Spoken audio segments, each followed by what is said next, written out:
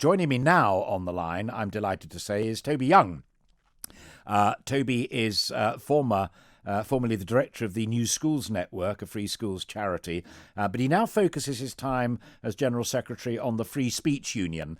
But one step back into that, he was also one of the founding fathers, as it were, of the Free Schools Network. The idea that if you and I and our neighbours don't like what's on offer, then we set up our own school and we can go to the government and we get some money to help do it. And they have been, in some areas, a huge success. In other areas, it's been a little bit tricky. Toby, do you expect we'll talk about free speech in a moment, but do you expect, as a result of tomorrow's GCSE results, a surge in demand for new free schools? Well, it may be that proposers who want to set up new sixth forms will get more of a hearing.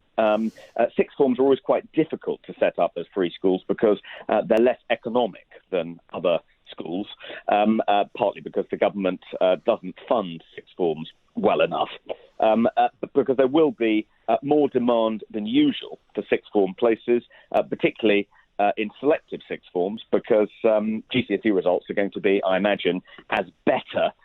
The improvement in GCSE results will be the same as the improvement in A-level results this year. So there'll be places like the West London Free School, the free school I co-founded, in our sixth form will probably have to accept more students than we anticipated, because more of them will meet their conditional offers because of the grade inflation that's likely to take place this year because of the system that's been put in place.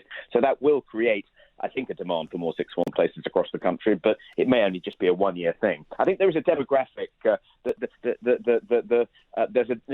there's more 18-year-olds, more 16 to 18-year-olds coming through the pipe as well, which will create a demand for more sixth form places.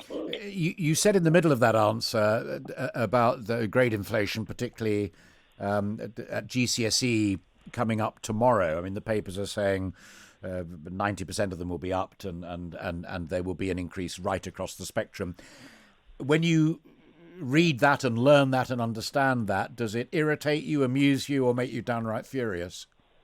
Well, I'm less angry about the grade inflation when it comes to GCSEs than I am about the grade inflation in this year's A-level results. And the reason I'm angry about that is because I have a daughter who's currently in year 12 and will be applying to university next year. And one of the knock-on effects of this fiasco is that universities will now have to honour the offers they made, and good universities over-offer.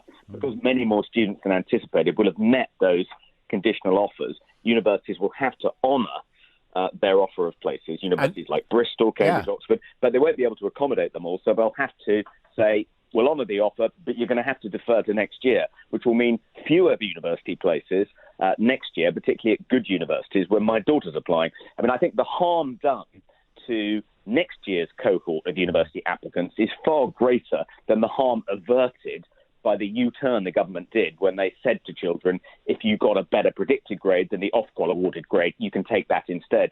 You know, it was dealing with a short-term political fire and effectively putting it out, but with the unintended consequence of creating much greater harm in a year's time for my daughter's cohort. Fascinating. Final, and a quick one, if you would. Give me a heads up on how the Free Speech Union is going. I know the background. You and I discussed it by emails a wee while ago. But was it a flash in the pan, or do you feel it's got some traction? Yeah, well, we offered to take up the cudgels on your behalf, Alastair, when you... We move on from that one. I said to you at the time, we don't...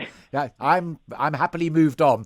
Tell me about the union itself and the progress that you're making. The offer still stands. It's making fantastic progress. We've got, as you know, we only started in February, and we've already got 5,500 members. We've had some significant victories. Probably the most important was Nick Buckley, this guy who founded a fantastic charity in Manchester called Mancunian Way, lost his job when he made some mildly critical remarks about the Black Lives Matter protests. And we came to his defence. The trustees who fired him ended up resigning, and he was reinstated. So that's our biggest victory so far. We've had several others, and the demand for our help is It's unprecedented. When we started, we got about 6 cries for help a week from people whose speech rights were being violated by their employers or by their universities. Now we get about 6 a day. So, Wow. And it seems to be increasing all the time. Cancel culture, which is absolutely terrible, has been good for the Free Speech Union because many more people now need our help. All right. Good to talk to you about the schools, but also I couldn't have you on without talking to you about that as well, Toby. We shall talk again.